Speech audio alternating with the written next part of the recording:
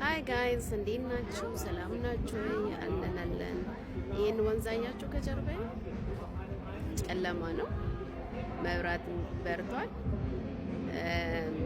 ከዋክብትም ወጣለች፣ ግን ወንዙ ይፈሳል፣ አላቆምም ማለት ነው። ምን ልነግራችሁ ፈልጌ ይመስላችሁ? ህይወታችንም እንደዚህ እንደ ጨለማው ወንዝ መፍሰሱን አያቆምም።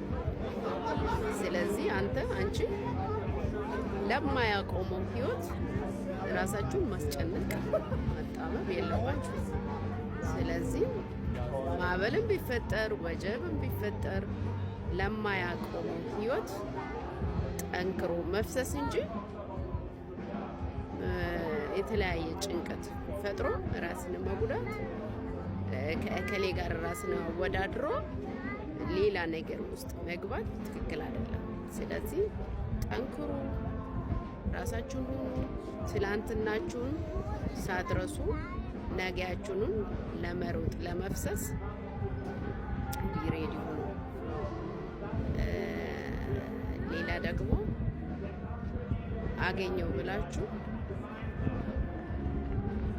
ሌሎች ላይ አክታታ አጣው ብላችሁ ራሳችሁን ከሌላ ሰው ጋር ኮምፔር እያደረጋችሁ ራሳችሁን አትግዱ። ራሳችሁን ሁኑ ማለት ፈልጋለሁ። ቴንኪዩ። መልካም ምሽት ከሆነ እናንተ ጋር መልካም ቀን።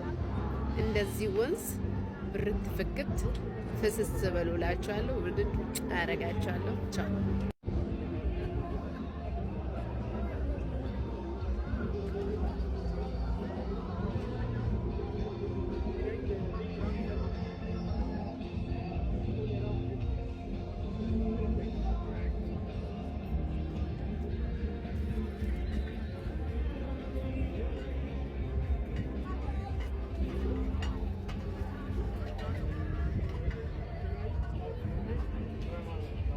Später.